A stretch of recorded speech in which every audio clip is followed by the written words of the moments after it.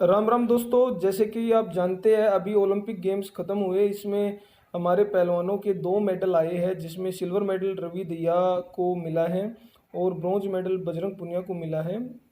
बहुत बहुत बधाई।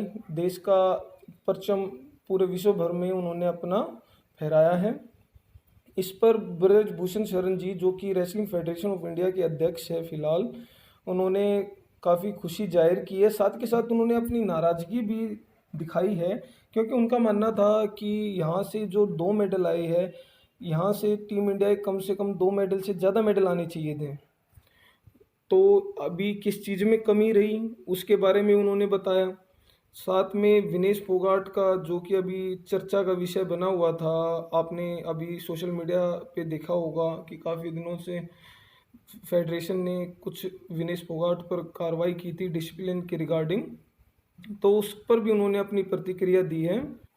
तो चलिए आपको बताते हैं कि WFI के प्रेसिडेंट ब्रजभूषण शरण जी ने इंडियन एक्सप्रेस से हुई बातचीत में क्या कहा। उन्होंने कहा कि हमने इस मामले को अपने डिसिप्लिनरी कमेटी को सौंप दिया है, जो विनेश सोनम को फ़ोन करेगी। यह कहना आसान है कि मुझसे गलती हो गई, पर वो गलती किस वजह से हुई और क्यों हुई, ये जानना जरूरी है। विनेश ने अपने वकील के जरिए कहा कि वे टीम के बाकी खिलाड़ियों की सुरक्षा की वजह से टीम के साथ नहीं रुके। ठीक है, मान लेते हैं, पर उन्होंने कॉस्ट्यूम क्यों नहीं पहनी? उन्हें पता होना चाहिए कि उनकी इस गलती की वजह से मुझे क्या क्या झेलना पड़ा है। ब्रजभूषण शरण जी ने अपनी बात को आगे बढ़ाते हुए दीपक पुनिया के कोच का भी जिक्र किया। बता दें, दीपक के रशियन कोच ने दीपक की हार के बाद मैच रेफरी को ही कूट दिया था। अपनी बात आगे बढ़ाते हुए ब्रजभूषण ने कहा, दीपक पुनिया के हादसे के बाद मुझे एक कमीशन के सामने हाजिर होना पड़ा। इसमें यूनाइटेड वर्ल्ड रेसलिंग और इंटरनेशनल ओलंपिक कमेटी के मेंबर्स शामिल थे। यहाँ मुझे मुश्किल से मैं अपनी टीम को डिस्क्वालीफाई होने से बचा पाया। मैंने कहा कि हमारे किसी भी खिलाड़ी ने कभी कोई रूल नहीं तोड़ा। फिर मुझसे सवाल पूछा गया कि तुम फेडरेशन कैसे चला रहे हो? तुम्हारे रेसलर तुम्हारी टीम की ऑफिशियल कॉस्ट्यूम तक नहीं पहन रहे हैं। अगर वे मेडल जीत भी जाते तो भी उन्हें मेडल खोना पड़ सकता था। यह कोई छोटा कांड नहीं है। मुझे उनके सामने मिन्नतें करनी पड़ी, गिड़गिड़ाना पड़ा। भारत की कुश्ती एक पहलवान के दम पर नहीं है। हमें पक्का करना है कि कोई और ऐसी गलती न दोहराए।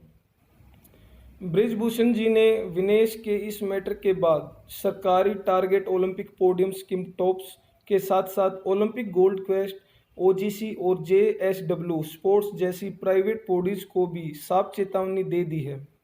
WFI प्रेसिडेंट ने साफ तौर पर कह दिया है कि अगर कोई भी खिलाड़ी OGC या JSW से मदद लेगा तो वे उन्हें खेलने नहीं देंगे, हस्तक्षेप नहीं चलेगा। इसके अलावा उन्होंने टॉप्स को भी यह चेतावनी दी है कि किसी भी खिलाड़ी पर कोई भी फैसला लेने से पहले उन्हें चीफ कोच और फेडरेशन को बताना होगा। टॉप्स को चेतावनी देते हुए ब्रिजभूषण ने कहा, हाँ हमें इनकी ज़रूरत है, लेकिन कोई भी प्रोग्राम बनाने से पहले उन्हें चीफ कोच और फेडरेशन को कॉन्फिडेंस में लेना होगा।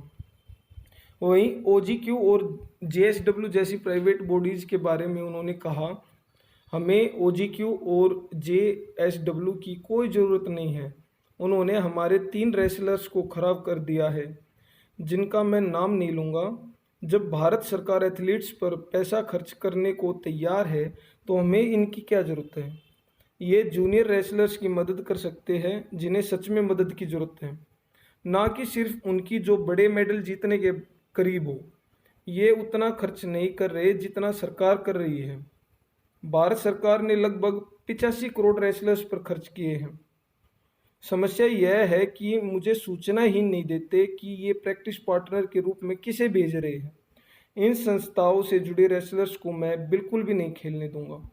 इस पूरे मामले में JSW की तरफ से अभी कोई बयान नहीं आया है, जबकि OGQ ने WFI प्रेसिडेंट की बातों पर सफाई देते हुए कहा, OGQ पिछले 6 साल से रवि दहिया, दीपक पुनिया को सपोर्ट कर रहा है। जब वे 17 और 16 साल के थे तब वो ये दोनों खिलाड़ी लाइमलाइट में भी नहीं आए थे। हम PV सिंधु को तब से सपोर्ट कर रही है जब वह 14 साल की थी, और लक्ष्य सेन को 10 साल की उम्र से।